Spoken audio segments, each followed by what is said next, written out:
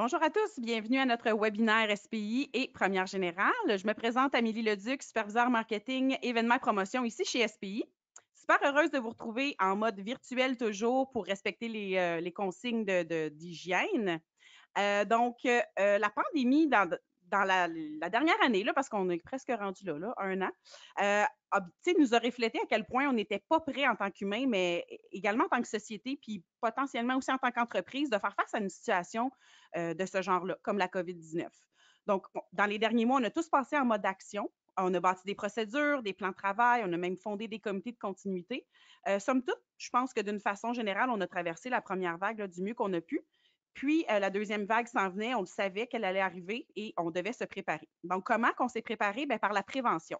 Puis c'est exactement ça le sujet d'aujourd'hui. Comment gérer la prévention des maladies infectieuses en milieu de travail? Puis par maladie infectieuse, on pense tous à la COVID en ce moment parce qu'on a les deux pieds dedans, évidemment, mais il y a beaucoup d'autres maladies là, à prévenir.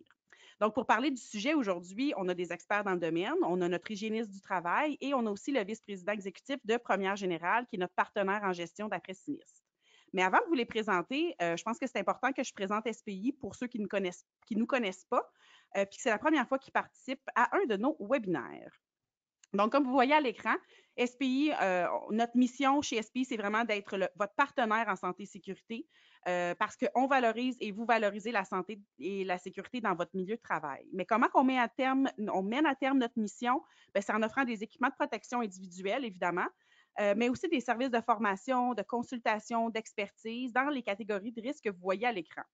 Dans les derniers mois, je dirais, on a ajouté 3 nouveaux services à notre offre globale, soit la protection auditive, l'ergonomie et la qualité de l'air. Puis je vous invite d'ailleurs à aller sur notre site web www.spi-s.com pour aller explorer un peu ces 3 nouveaux services-là. Alors, je me suis présentée, mais je veux aussi vous présenter Audrey, ma collègue. Donc, Audrey, merci de t'être joindre à nous. Est-ce que tu nous entends? Oui, je vous entends. Super. Audrey, tu es notre nouvelle coordonnatrice marketing aux événements et promotions. En fait, notre public a interagi avec toi, mais exactement ton implication dans les webinaires chez SPI ou chez SPI en gros. En fait, c'est ça. Je suis avec SPI depuis le mois d'octobre et mon rôle chez SPI consiste à vraiment coordonner la logistique pour les webinaires, tout ce qui est le avant et après. Donc, si vous avez des questions, si vous voulez vous inscrire à un webinaire, c'est avec moi que vous pouvez faire ça. Super. Donc, ben, merci d'être avec nous encore aujourd'hui, Audrey.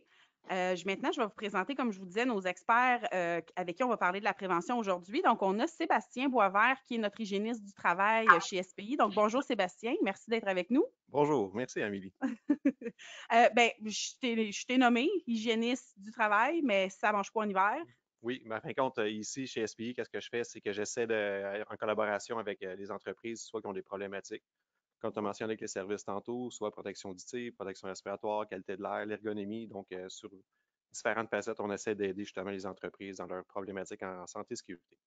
Super, ben merci, je suis contente. C'est le deuxième webinaire qu'on fait ensemble. C'est Exactement. super. Donc, on va maintenant parler à Jean-Sébastien. Donc, bienvenue Jean-Sébastien chez SPI, premier webinaire avec nous. Oui, exact.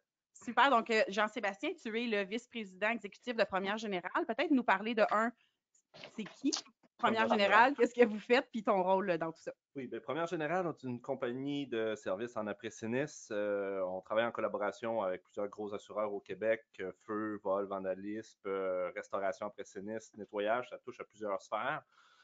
Donc, la restauration et le nettoyage qui est quand même un peu en lien avec le sujet d'aujourd'hui.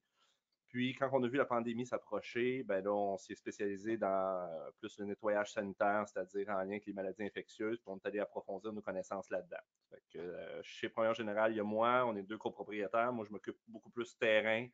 Je vais m'occuper des opérations, de tout ce qui est technique, formation chez nous. Puis, désamiantage, moi, c'est sûr, souvent, je vais travailler avec ça. C'est qu'on est comme familiers, nous autres, dans notre univers, de travailler avec des matières pathogènes et ou un peu contaminantes. Puis, ben, SPI, pourquoi je suis là? Ben, SPI qui offre en santé et sécurité, puis nous qui fait du nettoyage sanitaire, on trouvait que le match était vraiment parfait par rapport au fait que... Oui, là, on a comme un problème de timing, là, parce qu'en fait, il embarque sur son webinaire, là, il est en train de faire des présentations dans son webinaire, fait que je peux pas, là, c'est jusqu'à OK, désolé, problème technique. Ben oui. Continue, Jean-Sébastien. Il n'y a pas de problème. Donc, c'est exactement ça qui. Je t'ai rendu. Ben, on était rendu, on est mélangé. Oui, Tu disais que SPI, dans le SPI, fond, exact. c'est ça, exact. Avec SPI qui faisait de la santé sécurité et nous qui travaillaient en nettoyage sanitaire, que le match était vraiment parfait pour lutter contre la COVID-19, qui est une réalité d'aujourd'hui maintenant. Effectivement, ça fait partie de notre quotidien. Hein? Oui, définitivement. Super, bien contente que tu sois avec nous. On va Merci. aborder le sujet plus en profondeur. On a également Rico, qui est notre webmess, designer graphique puis technicien à la régie, qui est là pour tout ce qui est technique, donc comme ce petit pépin qu'on vient d'avoir, parce que je le dis souvent, mais je vais le répéter, tout bon webinaire qui se respecte a à un moment ou un autre un problème technique et il faut gérer le problème technique. Donc merci à Rico d'être là pour nous aider avec ça. Donc, au programme d'aujourd'hui, Sébastien, en quelques mots, qu'est-ce que les gens vont voir? Qu'est-ce qu'ils peuvent s'attendre? En grande partie, aujourd'hui, on va parler justement des définitions. Qu'est-ce qu'une maladie infectieuse? Prévention aussi qu'on peut avoir au sein des entreprises, les registres qui peuvent exister aussi. Le PPMI qui va être présenté avec notre collaborateur de la journée. Le protocole sanitaire, de nettoyage sanitaire, excusez, et les certifications pour compléter le nettoyage sanitaire. Parfait. Donc, probablement que PPI, ça ne vous dit rien, mais moi non plus, ça ne me dit rien, mais dans quelques slides, vous allez en apprendre davantage. Vous allez voir, c'est super intéressant ce qu'on a avec vous, pour vous aujourd'hui. Avant de rentrer dans le vif du sujet, toujours la même poutine logistique. Pour ceux qui sont habitués, ceux qui le sont moins, le webinaire est d'une durée de 60 minutes. Donc, c'est important de comprendre qu'on n'est pas médecin aujourd'hui. Personne ici se prétend médecin. On va parler de la situation, mais on ne va pas vous dire exactement quoi faire. C'est toujours du cas par cas. Puis ça, je pense que ça fait quelques webinaires qu'on en parle considérant la pandémie actuelle. Donc, dans le doute, référez-vous toujours à un professionnel de la santé, mais sachez que vous pouvez communiquer avec nous aussi là, si jamais vous aviez des enjeux là, quels qu'ils peuvent être. Vous avez sur votre console, vous avez une boîte de questions que vous pouvez utiliser pour justement nous envoyer vos questions. Vous pouvez les envoyer au fur et à mesure. Vous pouvez attendre à la fin dans la période de questions, mais ceux qui sont habitués savent que de temps en temps, on répond aux questions là, comme elles viennent. Donc, n'hésitez pas. Et pour la repérer, je vous demanderai de nous écrire bonjour, votre nom, je le vois, mais peut-être la ville d'où vous êtes. Ça pourrait être le fun de voir. On a qui dans, je ne pourrais pas dire dans la salle, mais on a qui dans le cloud, disons-le comme ça. On a qui dans le virtuel avec nous. Donc, Alma, donc je vois qu'il y a plusieurs personnes qui ont repéré la console. Montréal, Mirabel, Laval. Super. La Côte-Nord. Génial. Donc, c'est vraiment cette boîte-là que vous utilisez à tout moment, que vous ayez un problème technique aussi. Rico va se faire un plaisir là, de vous assister du mieux qu'il peut. Donc, Laurier Station, Jonquière. Super. Donc, un petit rappel, la présentation PowerPoint ne sera pas disponible, mais le webinaire, lui, va l'être en rediffusion. Donc, vous allez recevoir un courriel habituel avec le lien pour l'écouter. Vous pouvez le transférer à vos collègues, vous pouvez réécouter sans problème. L'information va être là. Donc, à vous de propager la bonne nouvelle, comme on dit. Donc, je pense que tout est dit. On va commencer avec une question interactive. Donc, je vais demander à Audrey. Audrey, est-ce que tu peux nous lancer nos questions interactives?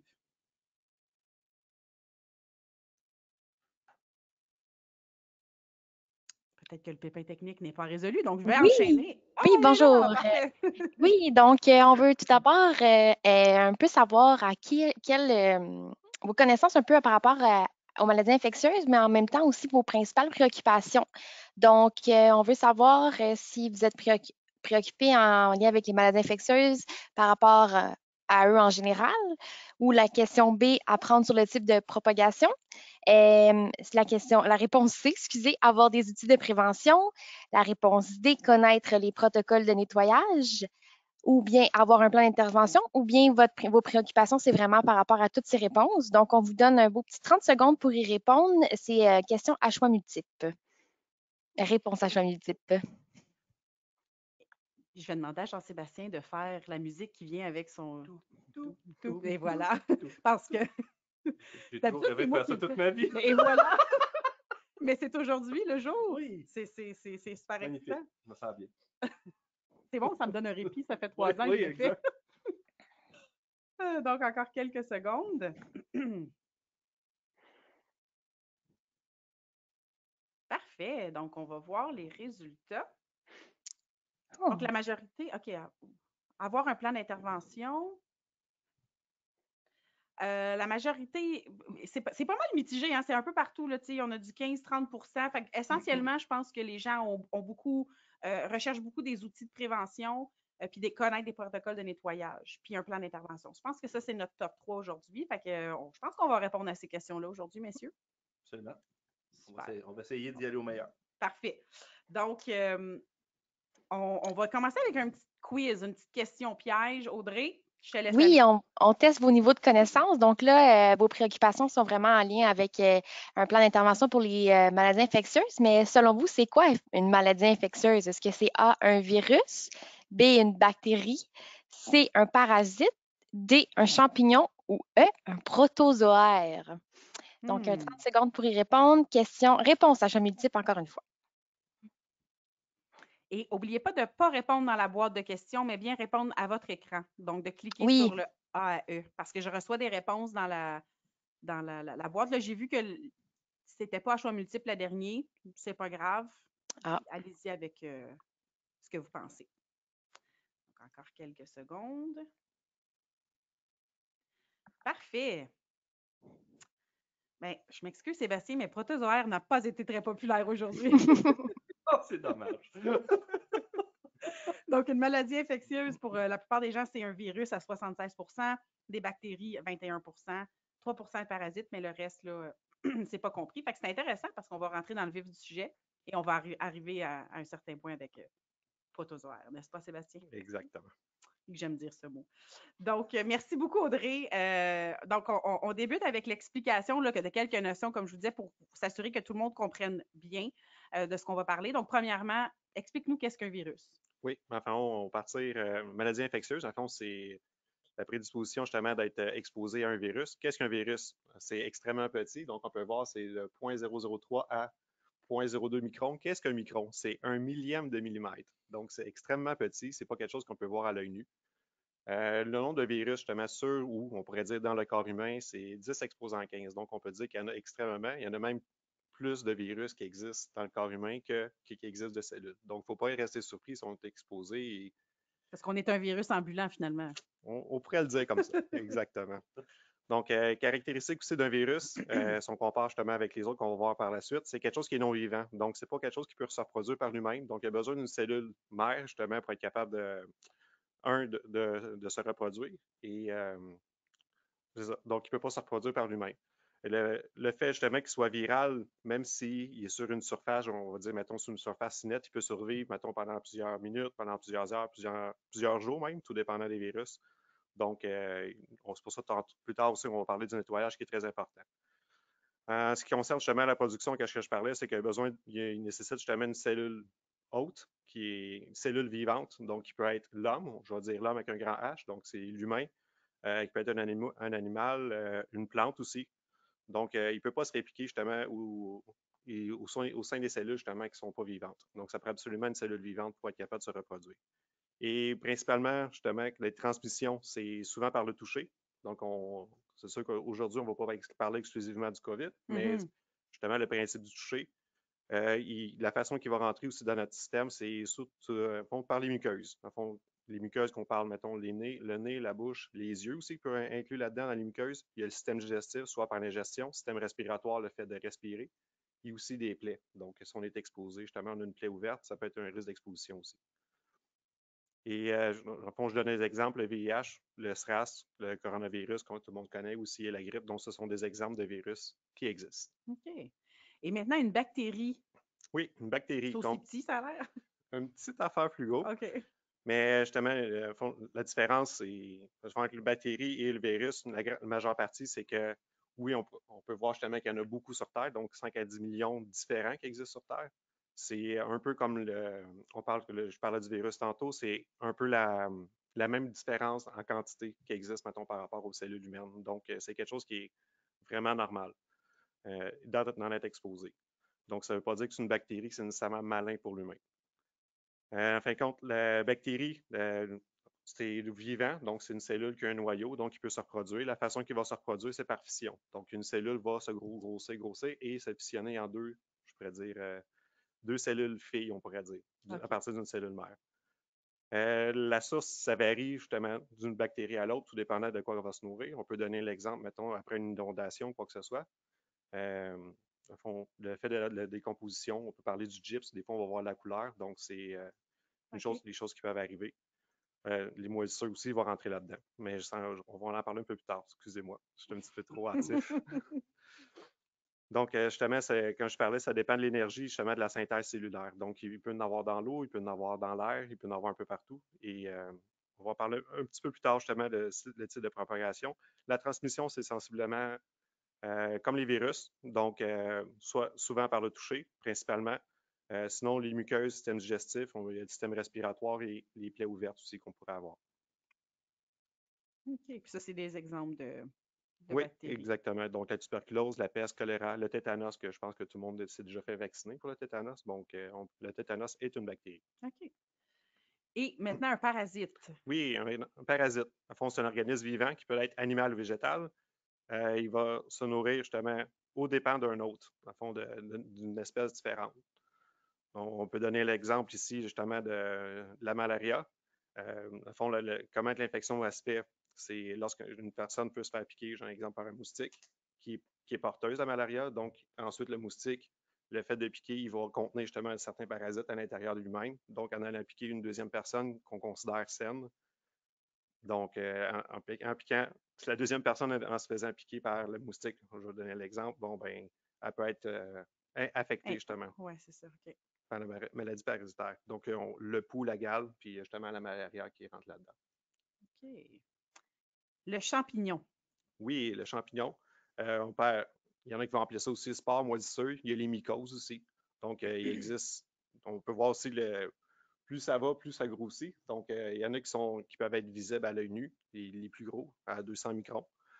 Donc, il existe environ 300 espèces fongiques connues justement pour les mycoses humaines, donc qui affectent l'humain directement. Donc, oui, il y en existe beaucoup. J'ai marqué 200 000 espèces fongiques qui existent. À fond, les mycoses sont rarement contagieuses, contrairement justement aux virus et aux bactéries. Donc, c'est des cellules qui ressemblent le plus aux cellules humaines, contrairement aux bactéries. Donc, il va y avoir une couche que peut-être Jean-Sébastien va parler un peu plus tard, mais justement, la moisissure, à fond, la façon qu'elle va se propager, on peut prendre l'exemple un peu du pissenlit.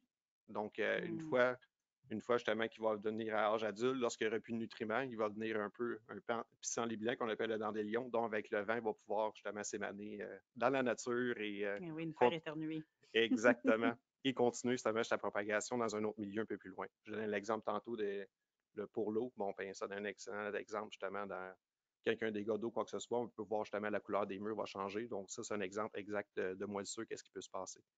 Et souvent, ce n'est pas nécessairement la moisissure qui va affecter l'humain. Ça va être plus les réactions chimiques on pourrait dire, mettons, du dandélium. Donc, c'est qu'est-ce qui va en venir justement par la suite. Les spores dans l'air, souvent. Exactement. Ouais. Merci. Donc, où est-ce qu'on les retrouve principalement? Justement, c'est dans les sols, les milieux, mettons, les matériaux qui sont d'origine végétale ou en décomposition. Donc, principalement, c'est là qu'on va les retrouver. La transmission des spores, justement, c'est l'identification justement de l'élevage. Souvent, on va avoir une moins grande hygiène. J'ai un exemple lorsqu'on va faire l'élevage d'animaux. L'agriculture, c'en est un exemple. Le réchauffement climatique, c'est peut affecter. Le mouvement de la population, je peux parler de tourisme ou de migration. Donc, le fait de se promener, mettons, d'un pays à l'autre, d'un continent à l'autre, ça peut amener justement des expositions, au fond, de humain à humain. On peut donner l'exemple du pied d'athlète, au fond, qu'est-ce que j'ai mentionné. Donc, c'est quelque chose qui est commun. Donc, comment se prévenir de ça? Oui, il y a le nettoyage, mais ça, on va en parler plus tard. Parfait. Donc, on arrive aux protozoaires. Oui. Là, vraiment, je veux comprendre. Ouais. Parce que moi, je ne les connais pas, puis je suis pas mal sûre que je ne suis pas la seule. Bien, protozoaires, on peut faire, si on revient très, très, très, très loin dans l'âge de la Terre, justement, c'est les premiers organismes vivants, justement, qui ont existé. Donc, c'est des milieux, c'est des particules principalement unicellulaires qui sont vivants, qui existent encore toujours aujourd'hui, qu'on retrouve principalement justement dans l'eau ou dans les sols humides ou à l'intérieur justement d'autres organismes. J'ai un exemple, qu'est-ce qu'on a comme mucus pulmonaire ou dans les intestins. Donc, c'est quelque chose qui existe présentement. Donc, la façon de reproduction pour ces protozoaires-là, c'est principalement asexuées. On peut donner l'exemple justement que je disais tantôt d'une cellule mère qui va se diviser en cellules filles. Sinon, il y a une reproduction sexuée, mais qui est vraiment une minorité justement par rapport à ça. La principale façon de transmettre la transmission, c'est pour la respiration et la gestion.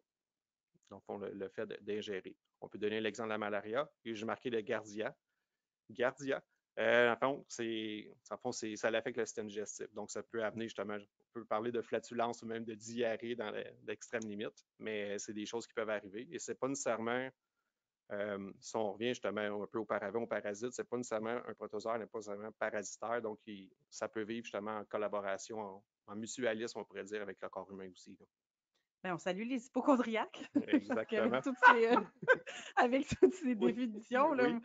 en tout cas, moi, je regarde les images, puis, mais c'est super intéressant. Là. Ben, c'est Merci. naturel, puis il ne faut pas avoir Absolument. peur non plus, et ça existe avant même l'humain. Donc, ça ne nous a pas tués dans le passé, ça ne nous tuera pas dans le futur non plus.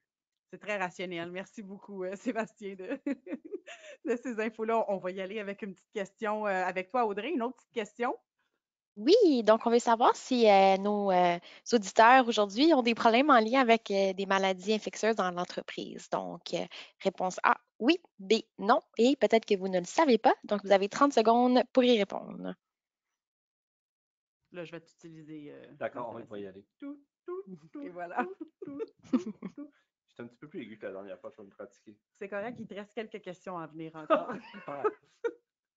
Donc, super, excellent. Donc, 60% des gens non, quand même 30% oui, puis une faible 11% là, qui ne sont pas certains. Donc, tu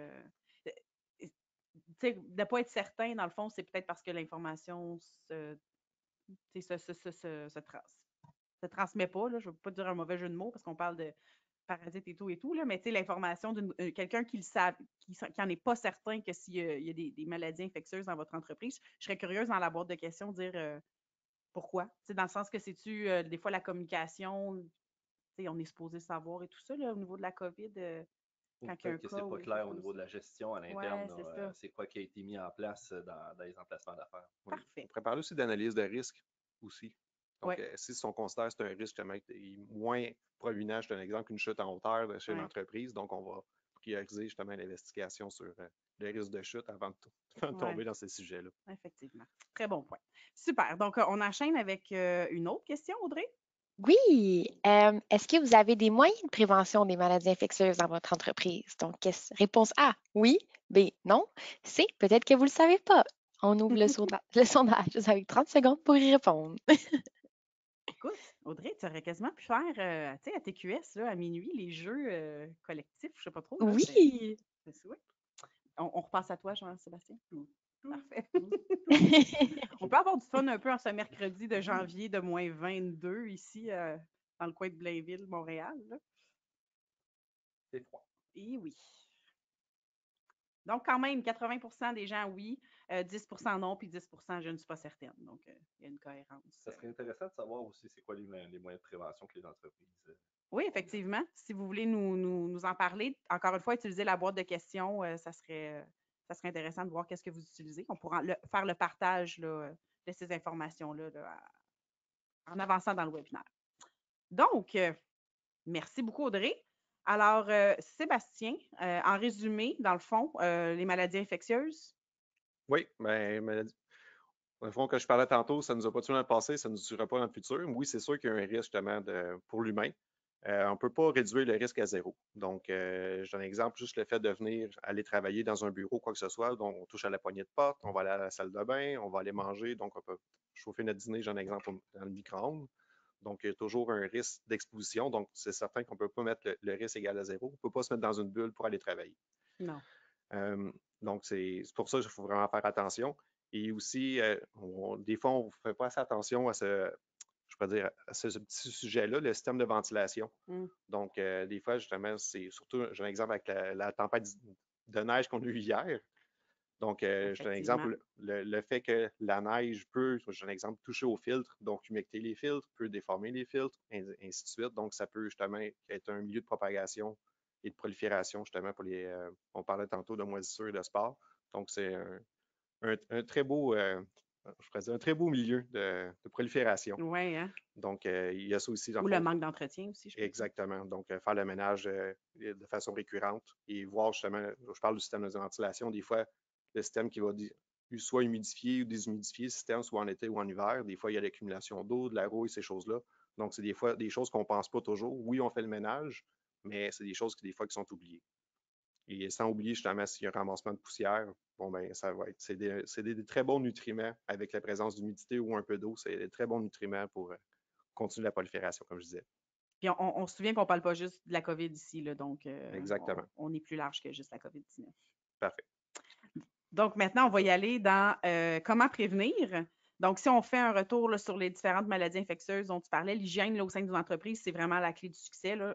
Puis là, on va y arriver à comment on prévient ça. Oui, dans le fond, à la base, c'est certain que j'ai un exemple. Si on a un risque d'exposition, je vais donner l'exemple, faire le télétravail. Donc, le fait de ne pas avoir de contact one-on-one avec une personne. Donc, déjà là, on va minimiser à la source le risque d'exposition de personnes, mettons, de humain à humain. La deuxième façon aussi, c'est réduire justement la présence de l'article sur les bureaux. Donc, c'est des fois des choses qu'on ne prend pas en considération, le fait d'avoir du papier, une connexion sans fil, ça va éliminer les fils justement, donc ça va aller aérer les milieux de travail, donc ça va être plus facile par la suite à nettoyer. Quand on parle de nettoyage aussi, on peut parler du nettoyage, mettons, quotidien qui va être fait. Il n'y a pas juste le plancher, il n'y a pas juste, au fond, le bureau. Donc, le fait d'avoir un bureau, j'ai un exemple plus aéré, ça va être plus facile pour le nettoyage aussi. Donc, c'est des choses qui viennent avec. On peut parler aussi de sensibilisation, qui est un élément efficace. Donc, faire un petit rappel pour dire lavez-vous les mains. Donc, ou mettre des flèches à terre. On va penser peut-être à l'épicerie, mais pour les entreprises qui peuvent se le permettre, justement, mettre un sens d'orientation dans les corridors. Donc, c'est quelque chose aussi qui peut aider à réduire les risques d'exposition. Donc, pour ne pas se croiser non plus inutilement. Ouais, on voit ça quand même beaucoup en temps de pandémie, là, Oui, exactement. partout. Mais... Et on peut donner l'exemple ici. Oui, absolument.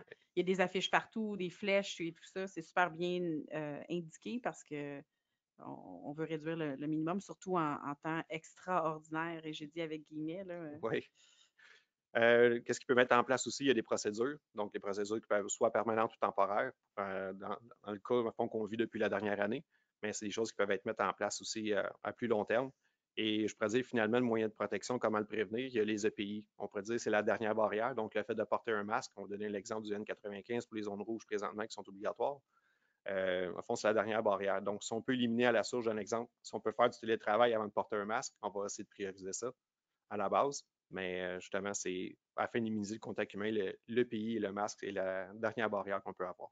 Absolument. Toujours aligné avec la hiérarchie des contrôles. Et qu'est-ce qu'on peut rajouter aussi? En fond, c'est tous les registres, en fond, le nettoyage, le fait d'une compagnie, j'ai un exemple qui n'est pas nécessairement en compagnie sanitaire, j'ai un exemple à Jean-Sébastien en face de moi, mais le fait justement d'avoir une compagnie qui vient nettoyer à tous les jours, que ce soit les planchers, les bureaux, les salles de bain. Donc, c'est des choses qui vont être faites de façon récurrente et s'assurer que toutes les surfaces sont nettoyées. Tantôt, je parlais du système de ventilation, donc c'est faire une inspection peut-être à chaque 6 mois ou quand on va changer nos fils, s'assurer qu'il n'y a pas d'accumulation de poussière à l'intérieur. Des fois, on ne pense pas, mais juste faire un petit check-up, ça peut amener beaucoup de prévention. Absolument. Même à chaque saison, tantôt tu parlais de la neige qui peut humidifier les filtres et tout ça. Oui. C'est vraiment quelque chose à ne pas négliger. Parfait. Oui, c'est ça. Et je pourrais dire aussi comme registre, j'ai un exemple, des fois, on utilise des équipements. En fond, j'ai un exemple, il y a une salle de conférence qu'on va utiliser. Donc, le fait de nettoyer la salle de conférence à la fin ou un bureau personnel qui peuvent servir justement à plusieurs personnes, même si c'est juste le lendemain, ça va aider. On peut parler aussi de registre, le fait d'utiliser des équipements un peu similaires. J'ai un exemple pour les entreprises, soit qui ont des radios ou peut-être, j'ai un exemple, un détecteur de gaz dans les grosses entreprises, qu'on doit faire rentrer dans un espace clos. Oui. Donc, le fait d'utiliser le même équipement d'une personne à l'autre, bon, ben, s'assurer de le nettoyer. Qui l'a utilisé? Mettons, son père dans l'appareil 1. Bon, ben, c'est Jean-Claude qui l'a utilisé. C'est Jean-Claude qui l'a utilisé. Ensuite, il y a quelqu'un d'autre qui l'a utilisé par la suite. On va l'appeler Roger. Bon, ben, il y a quelqu'un qu'il faut qu'il nettoie entre les deux. Et qui l'a utilisé, qui l'a nettoyé. Comme ça, s'il y a une infection au sein d'une entreprise, on sait qui a touché à quoi. Donc, c'est plus facile de sensibiliser justement et répertorier justement les personnes à risque pour faire les détections à la source. Puis, tu sais, je t'écoute parler, Sébastien, là, ça peut devenir un peu gros pour les gens. C'est pour ça aussi qu'ils ne sont pas obligés de le faire tout seuls, puis qu'on fait un webinaire comme ça aujourd'hui pour expliquer, parce que là, tu sais, tous ces protocoles-là, c'est suivre Oui. bon, là, ça peut devenir envahissant, là, tu sais, j'ai juste le terme anglais, le Mais overwhelm, mais ça peut être pesant aussi de façon administrative. c'est ça, exactement. Mais c'est pour ça que si on se prépare puis on se fait accompagner là-dedans, des fois, ça peut être.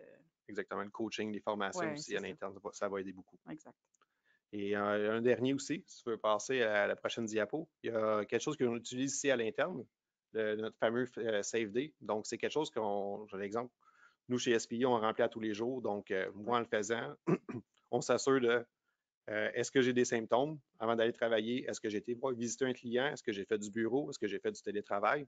Donc, le fait, j'ai un exemple que moi, j'ai un exemple, une journée, je dois aller au bureau pour aller travailler parce que je suis obligé d'y aller. Mhm. Donc, s'il y a un événement qui se passe, quoi que ce soit, ou un de mes collègues a eu le COVID et cette journée-là, la même journée que moi, il s'est présenté au bureau, donc c'est plus facile de faire un recensement pour voir qui a été affecté ou qui a eu un risque justement d'être affecté par la situation. Absolument. Je veux juste clarifier qu'il n'est pas obligé d'aller au bureau en temps normal, mais si Non, on est obligé dans le cadre de nos exactement. fonctions à y aller, là, tu sais, je veux juste clarifier, on est une entreprise en santé et Oui, sécurité, on prône le télétravail. oui, c'est ça. Comme je vous disais tantôt à la base, on tourne notre télétravail, donc C'est ça.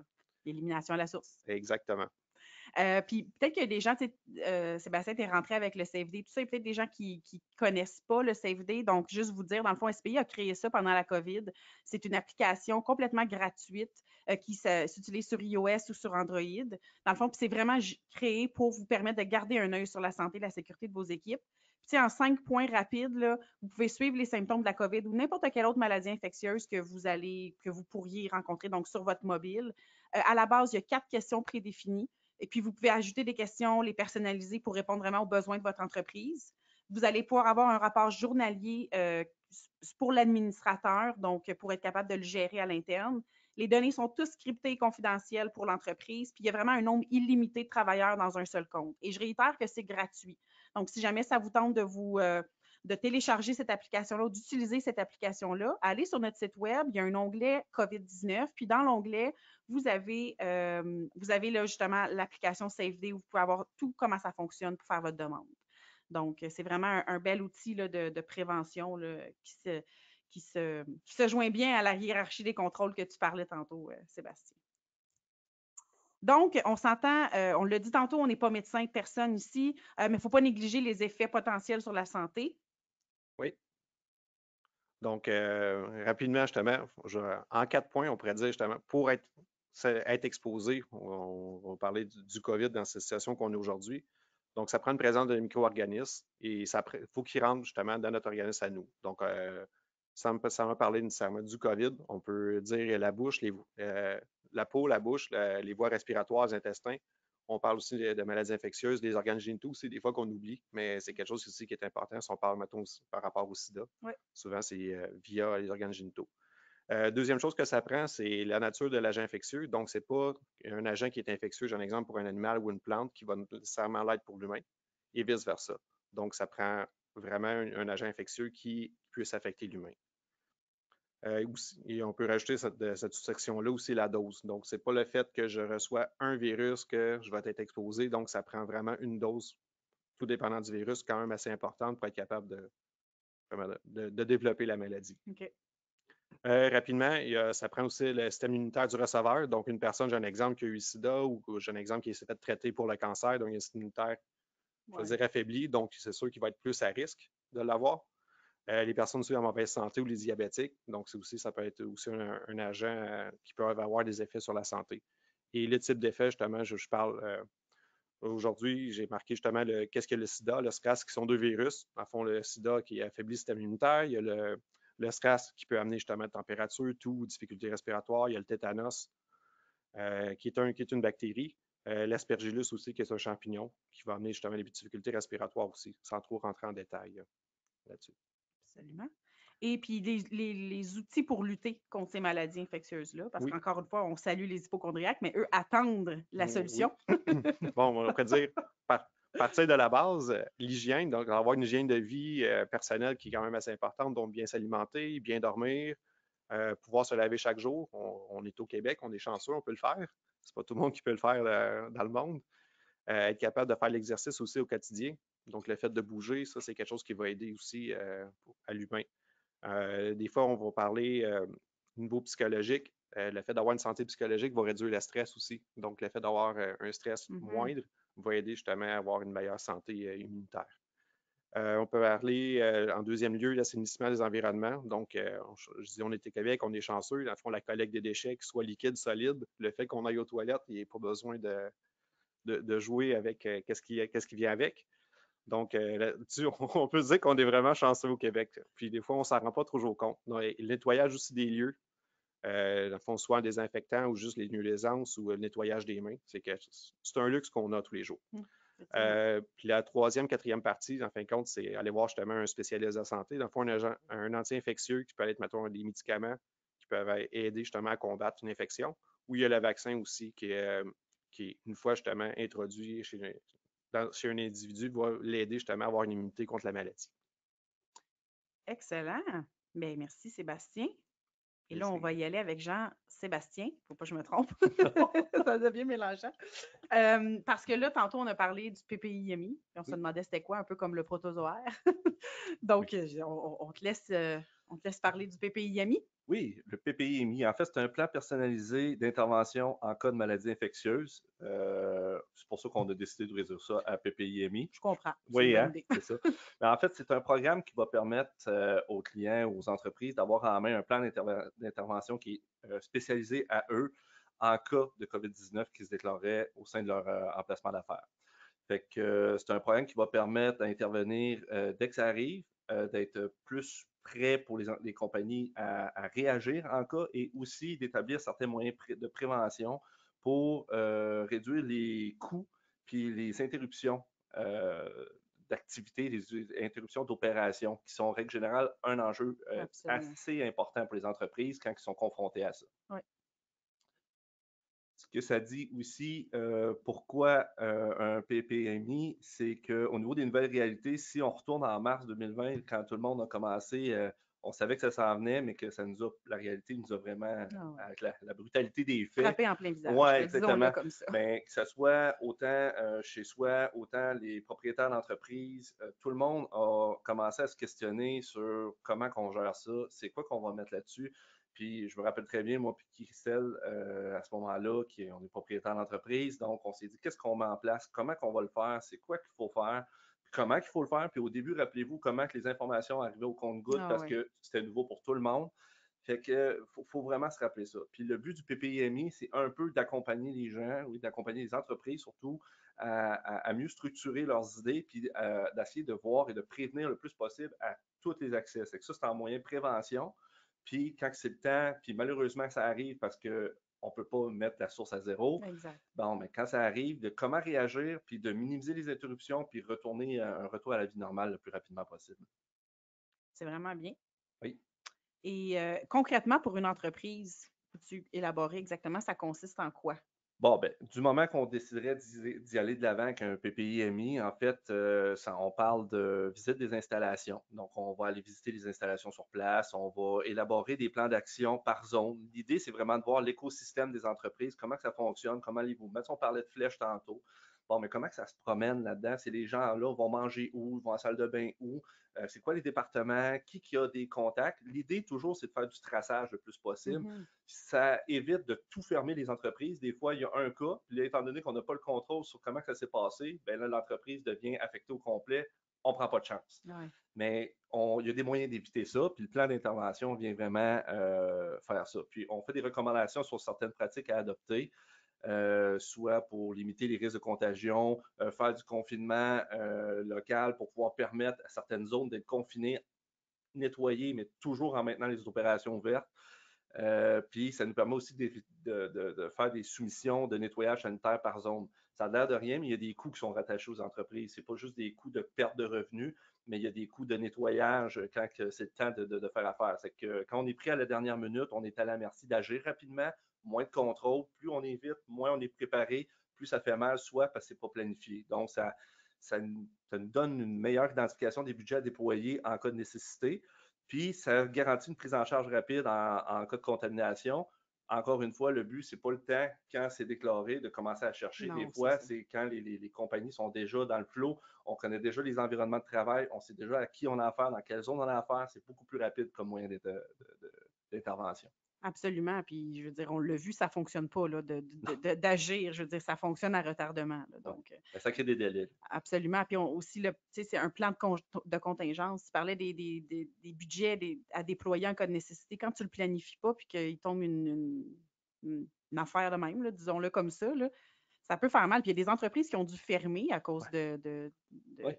financièrement, ils n'ont pas été capables de subvenir aux conséquences que la COVID en soi, là, parlons de la COVID dans ce cas-ci, là, mais c'est Exact. vraiment important. Prochain tableau, Jean-Sébastien, vraiment intéressant, identifier les zones. Je te laisse nous Oui. l'expliquer parce qu'il est vraiment très bien fait, vous allez voir. Oui, bien en fait, ce qu'on voit ici, c'est vraiment le proprement dit du plan personnalisé d'intervention. Fait qu'on voit ici un plan, il y a des zones rouges, on voit du rouge, du vert et du jaune.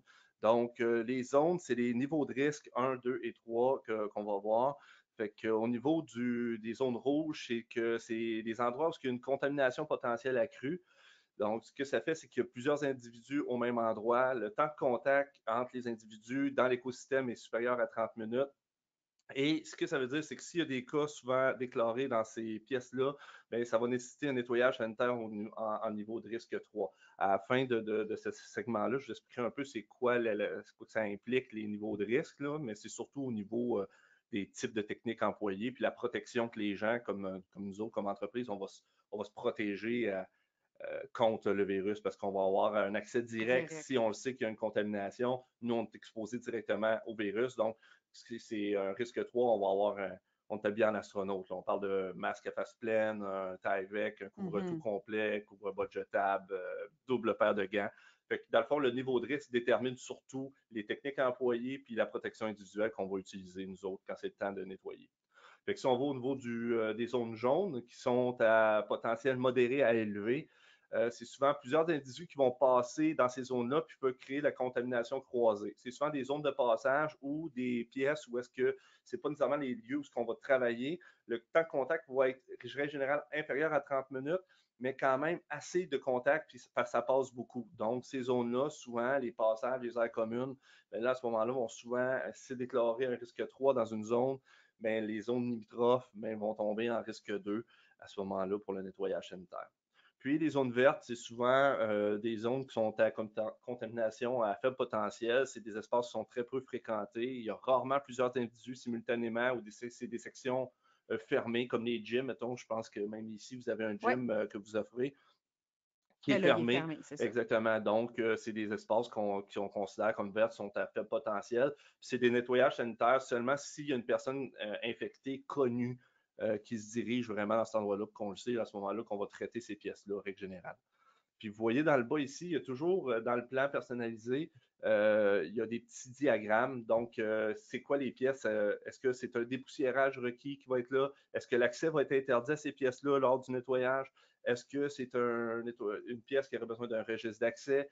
Est-ce qu'on pourrait définir comme une porte d'accès à cette zone-là pour redéfinir les mouvements dans l'entreprise? Parce que des fois, au lieu que les gens, je me stationne à gauche, puis on est obligé de passer au travers du building au complet, bien, ce que ça fait, c'est que ça, on crée toute la contamination. Est-ce que la personne pourrait simplement se stationner à droite et sortir immédiatement? Dans le plan personnalisé, dans les visites d'installation, on prévoit ça, d'essayer d'analyser ces choses-là.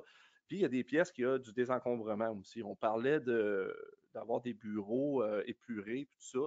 Mais on a tout un espace de bureau, parce que des fois, on est enseveli dans les papiers, on s'en va là. Mais s'il y a un cas de COVID, puis on arrive à un nettoyage sanitaire, mais il faut tout clairer la place. C'est encore du temps supplémentaire. Fait que si on a des saines habitudes de bien ranger ces choses sur le kit, bien, quand on a le plan, on fait dire ces zones-là, ça serait important de tenir peut-être une rigueur à ces niveaux-là pour permettre d'être plus efficace en termes de nettoyage. Ça fait qu'en gros, ça résume, c'est assez complet comme plan. Effectivement. Puis vous l'avez fait chez SPI. Oui, exactement. Mais ce qu'on voit là, en fait, c'est quelques zones de chez SPI. Là. C'est l'exemple qu'on voit. Là. Ça fait qu'on l'a fait chez vous. Ça aurait super bien été. Ce qui est intéressant aussi du PPMI, c'est qu'il est fait de concert avec les entreprises, soit avec un hygiéniste du travail comme Sébastien, et où les personnes des ressources humaines, tout dépendant, les personnes sont responsables des installations. Fait qu'on fait le tour, puis ils nous expriment, puis ils nous disent vraiment comment que ça fonctionne, c'est quoi le milieu de vie, puis ça nous sert d'inspiration pour pouvoir vraiment, après ça, bien identifier les enjeux. Parfait. Donc, un bon nettoyage sanitaire, Jean-Sébastien, ça comprend quoi? Bien, un nettoyage sanitaire, en fait, c'est que si malheureusement, après tous ces efforts-là, on est confronté à exercer un nettoyage sanitaire, ça sert à quoi? Ça sert à ralentir la chaîne de transmission des maladies infectieuses telles que la COVID-19 ou autres maladies en effectuant un nettoyage des points de contact puis des surfaces. Par la suite, il y a l'application d'un agent désinfectant qui va être homologué là-dedans. Dans le fond, ce qu'il faut faire, c'est mettre en place un protocole de travail. C'est beau d'arriver et me dire, puis je frotte partout, puis je mets du push-push, puis des choses comme ça. Mais l'idée, c'est d'établir un protocole de travail. Il faut identifier les niveaux de risque des zones à nettoyer, comme vous avez vu sur le plan personnalisé. Il faut gérer et préparer les lieux avant le nettoyage, qu'est-ce qu'on parlait de désencombrement et où, mettons qu'on parle d'entrepôt, des fois du dépoussiérage, parce qu'on a visité aussi dans le cadre de la pandémie, on est allé voir des entreprises de location d'outils où est-ce que souvent il y a de la mécanique qui sont reliées à ça. Ça fait des environnements qui sont poussiéreux, puis tout ça. Bien, quand il y a un pouce de poussière, quand même qu'on arriverait puis qu'on pulvérise un désinfectant, il n'y a pas accès lui-même à la surface de travail. Donc, des fois, il y a du dépoussiérage, il y a une gestion des milieux de travail par poste de travail, des fois, certainement, qui doit être faite. Puis, pour faire un nettoyage sanitaire, il faut faire le protocole, puis le protocole nous amène à ça, là. Donc, le voilà. Le voici, le voilà. Qu'est-ce qui est inclus dans un protocole? Oui, un protocole de travail, c'est en quelque sorte le contrat de travail lui-même. Okay? Ça va détailler l'ensemble des techniques qui vont être adoptées pour procéder au nettoyage en fonction des niveaux de risque puis des secteurs d'affluence. Le protocole, il va être fait de concert avec les entreprises, puis ça correspond parfaitement aux besoins puis aux attentes des entreprises. C'est bien important de comprendre que ce protocole-là, tout est écrit là-dedans. Là. Okay? Comment que j'enlève mon gant, comment que je l'installe, comment que je mets mon équipement personnel, c'est là. Quel type de produit qui est là, c'est quoi les produits qu'on va utiliser, c'est quoi les agents désinfectants qu'on va utiliser. Tout est détaillé dans les niveaux de risque. Ça inclut quoi? C'est quoi les engagements d'un désencombrement? C'est quoi? Tout est précis dans le protocole. Ça fait que les entreprises qui ont ça en main, ça crée vraiment un climat de sécurité Ouais, de chez les confiance. employés. Puis ça amène aux dirigeants d'entreprise ou aux gestionnaires d'avoir des pratiques diligentes en matière de on parlait de c'était pas clair tantôt, mais quand on a un protocole de travail dans l'entreprise qui est divulgué, c'est ça. Ben, les gens savent qu'est-ce qui va se passer s'il arrive quoi que ce soit. Ils savent exactement avec quel outil je vais travailler puis de quelle façon je vais travailler. Absolument, c'est rassurant pour les employés Oui. d'une entreprise aussi. Les techniques de nettoyage, on en a mentionné quelques-unes plus tôt. Peut-être juste faire un petit survol. Oui, c'est bon. Donc, les techniques de nettoyage, il y a les points de contact, ça le dit, c'est tout ce qui est hautement sujet à être touché. Les points de contact, c'est important de comprendre que ce ne sont pas tous les mêmes. Je comprends que partout qu'il y a des poignées de porte, c'est une poignée de porte, c'est un point de contact, mais il y a des places, mettons un hôpital, ça va être un bord de lit, un bord de fenêtre, ça va être une rampe, tout dépendant des espaces qu'on va avoir. Donc, c'est important de bien identifier les points de contact qu'on a à toucher. Après ça, on a le nettoyage des surfaces. Ça, c'est l'élément qui est négligé. Souvent, les gens vont travailler sur les points de contact, puis après ça, on ne nettoiera pas les surfaces verticales et ou horizontales. On va laisser probablement juste les points de contact, puis on va pulvériser du désinfectant. Donc, l'idée du nettoyage des surfaces, c'est d'appliquer un savon dégraissant. Parce qu'on a parlé un peu plus tôt, Sébastien l'a mentionné, le virus, il y a une enveloppe, puis c'est une enveloppe graisseuse.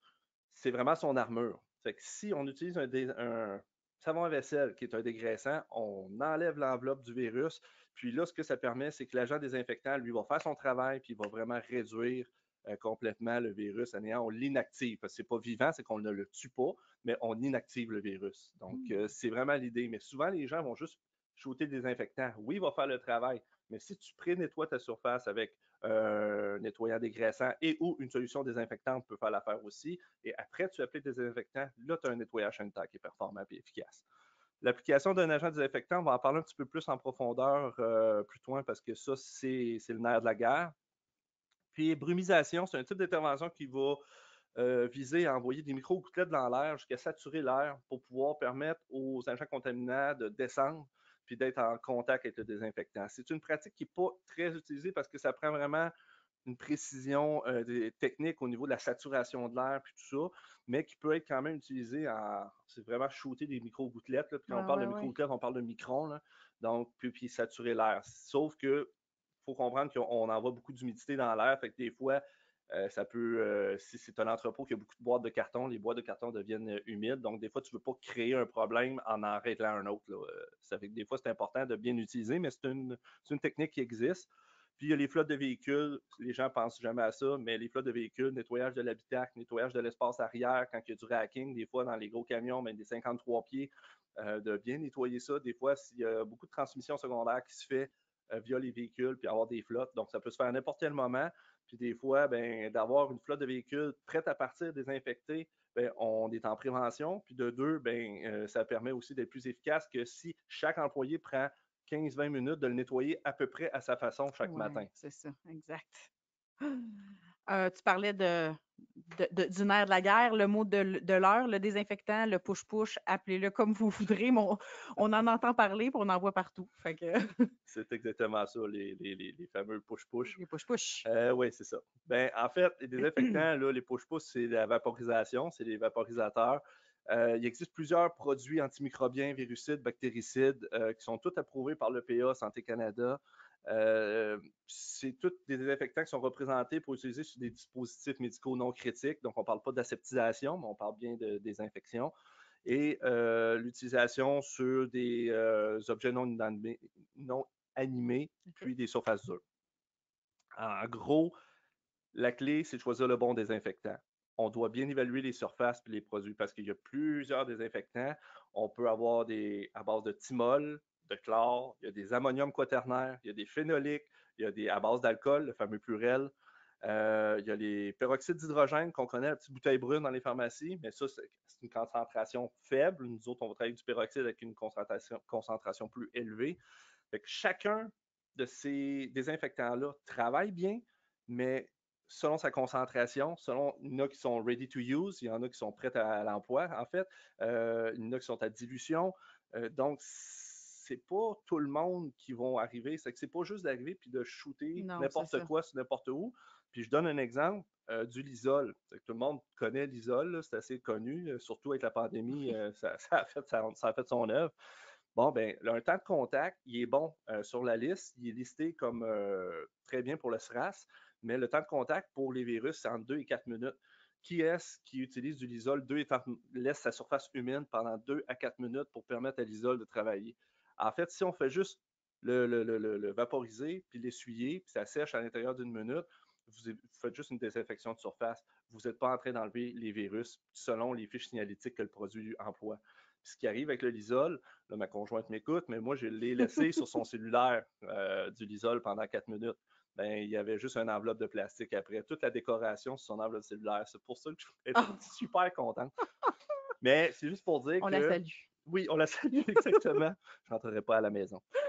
Mais ce que ça veut dire, c'est que souvent, il faut lire, on ne lit pas assez. Les fiches signalétiques, c'est important de lire ça pour que les entreprises puis les gens qui utilisent ça, ils soient capables et qu'ils sont en mesure de pouvoir bien l'utiliser de façon judicieuse. On y allait dans la certification, hein? Oui, certification post-travail. En fait, quand on a fini de travailler, c'est simple. Il n'y a pas de garantie en tant que telle pour vérifier. Il y a une méthode analytique ATP, c'est de l'adénosine triphosphate, mais pour faire une histoire courte, c'est que c'est une façon avec des écouvillons de vérifier sur les surfaces s'il reste des micro-organismes vivants. Ce n'est pas une façon de vérifier s'il reste de la COVID-19. C'est une façon de se dire, à l'endroit où j'ai passé, il n'y a plus de micro-organismes quelconque qui est là en particules par million. Ce qui nous dit que notre nettoyage a été efficace, mais ce n'est pas une garantie contre la COVID. Il y a certaines compagnies qui sont en train de développer, c'est probablement même déjà sur le marché, des tests pour la COVID-19, mais ce n'est pas encore assez approfondi à ce niveau-là pour m'éterniser là-dessus. Puis, il faut important de comprendre quand la zone est terminée, il y a une contamination des zones de travail. Du moment que les gens reviennent au travail ou reviennent dans la zone est considérée comme contaminée. Ça ne veut pas dire qu'elle est contaminée, elle est considérée comme. Donc, c'est important que la formation continue des services d'entretien, là, on revient avec Sébastien, ce qu'il parlait, c'est très important que le service d'entretien soit en formation continue dans leur technique et dans leur façon de faire pour pouvoir maintenir et éviter de faire des nettoyages sanitaires complets à tout bout de champ. L'idée, c'est de maintenir le niveau d'hygiène à un certain potentiel pour que ça soit efficace. Excellent. Donc, on va terminer avec la certification parce que durant la pandémie, on a vu le meilleur des gens. Hein? On a vu aussi le pire. On se souviendra de la crise du papier toilette le pot de Purell à 80 $. Je pense qu'on l'a tous vu. Mais blague à part, là, c'est important de s'assurer que l'entreprise avec qui on va faire affaire dans la gestion là, de ces maladies infectieuses-là possède les compétences et les connaissances nécessaires. Parce que c'est là où je voulais en venir. Oui. La compagnie Push Push Master, on s'entend que. Ah, fait fortune, mais en tout Ah, cas. oui. Mais pour combien de temps? Ouais, mais pour Hein? combien de C'est un temps? one-hit wonder, Exactement. comme Oui, on dit. oui, oui. On n'est pas Donc, dans la pérennité. non, exactement. Donc, tu sais, nous, chez SPI, là, on est connus pour notre qualité, puis je le dis avec transparence, avec fierté. Puis on fait affaire avec des partenaires comme ça. Puis c'est pour ça aussi qu'on a choisi Première Générale, parce que vous avez les mêmes standards que nous autres. Oui. Mais c'est vraiment important que les gens ne partent pas à l'aveugle puis dire, ah, je vais y aller avec le moins cher ou avec lui, il est au coin de ma rue, etc. Tu sais, je pense qu'il y a vraiment une analyse à faire là, pour avoir la bonne compagnie. Oui, c'est souvent ça. Puis en même temps, les entreprises essaient de se gouverner de la meilleure façon, mais le cliché qu'on voit tous, le panier d'épicerie, c'est frotter, poser la question à la personne, qu'est-ce qu'elle emploie? Elle ne sait pas. Ben non, elle ne sait pas. Puis c'est quoi le temps de contact sur ton panier d'épicerie? Souvent, ils nous le donnent, puis ça prend 30 secondes, il est sec, on met les mains dessus. Je vous dis pas que c'est inutile. Faut pas, encore là, pour les hypochondriaques de ce monde, ils vont pousser leur panier d'épicerie avec le coude. C'est pas ça, mais oubliez pas qu'on tousse dans le coude. Mais... Non, puis maintenant. Ah, c'est vrai. Ah, ça change, ça Mais change. ce que je veux dire par là, c'est que c'est important de véhiculer cette information-là, d'avoir les bonnes formations, puis de véhiculer les bons produits, de là, de tenir des registres de ce qu'on utilise pour les pots. Au moins que l'idée que les gens savent qu'est-ce qu'ils font. C'est ça l'idée. Absolument. Absolument. De prendre le temps. Là. On parle d'analyse de risque, mais analyser la compagnie avec laquelle vous allez travailler. Parce que moi, je pense que Push Push Master, on n'en entendra plus parler dans quelques années. Ça se peut bien, oui. Ah, ben ça fait déjà le tour de ce qu'on avait à aborder. Je ne sais pas si les gens ont des questions. Je vais vous laisser les poser dans la boîte de questions. Puis en attendant, ben, fidèle à nos habitudes, on veut savoir si vous avez besoin d'aide. Donc, est-ce que vous aimeriez avoir de l'aide pour établir un programme de prévention des maladies infectieuses dans votre entreprise? Oui ou non? Pas plus compliqué que ça. On vous donne quelques secondes pour y répondre.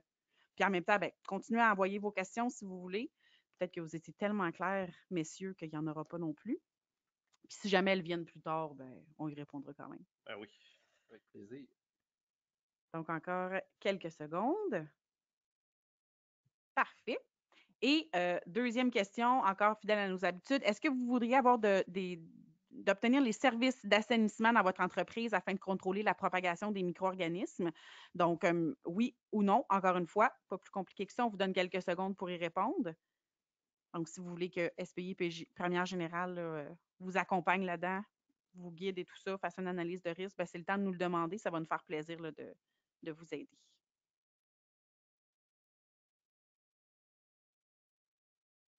Parfait, merci beaucoup. Donc, je n'ai toujours pas de questions. Fait qu'en attendant, je voulais vous dire, si vous voulez savoir justement un petit peu un rappel là, de ce que vous pourriez avoir comme service au niveau des gestions des maladies infectieuses, sur notre site web, comme je vous disais, il y a l'onglet COVID. Donc, vous pouvez cliquer, vous allez avoir la gestion des maladies infectieuses. Vous avez de l'information. Vous pouvez aussi communiquer par cette page-là web si jamais là, le besoin survient plus tard et que ce n'est pas dans l'immédiat. Sachez qu'on est là pour vous répondre là, avec plaisir. Prochain webinaire, le 11 mars, donc dans un mois, un petit peu moins qu'un mois. On va parler des arcs électriques puis pourquoi rester protégé en hauteur. Donc, on vous invite à vous inscrire via Audrey ou via notre site web toujours. Et oups, vous avez l'adresse à l'écran. Voilà, Audrey. Voilà, Audrey. Elle est apparue. Formation publique, on a des formations publiques qui s'en viennent, donc vous pouvez les voir sur notre site web. On voulait juste vous les mentionner. Évidemment, on est en classe virtuelle là, pour les prochaines semaines. Éventuellement, on va revenir en présentiel. Et vous pouvez aller nous voir sur les médias sociaux, évidemment, puis voir notre blog. Ben, écoutez, il n'y a pas l'air d'avoir de questions. Les gens, je pense que ça a été très complet. Ben, merci beaucoup, Jean-Sébastien. Plaisir, merci de l'invitation. C'était super. Merci beaucoup, Sébastien, Plaisir. pour ce deuxième webinaire-là. Merci pour la musique de. Merci Sébastien, ça m'a fait plaisir. C'était super agréable. Merci à vous autres. Merci à Audrey. Merci à Rico aussi pour son aide à la technique. Donc, je vous invite, excusez-moi, je vous invite à remplir le sondage qui va apparaître à votre écran là, juste dans quelques secondes. C'est toujours dans l'optique de continuer à vous offrir des webinaires adaptés à ce que vous avez besoin, là, à vos besoins. Ça va nous faire plaisir là, de vous lire avec grand plaisir.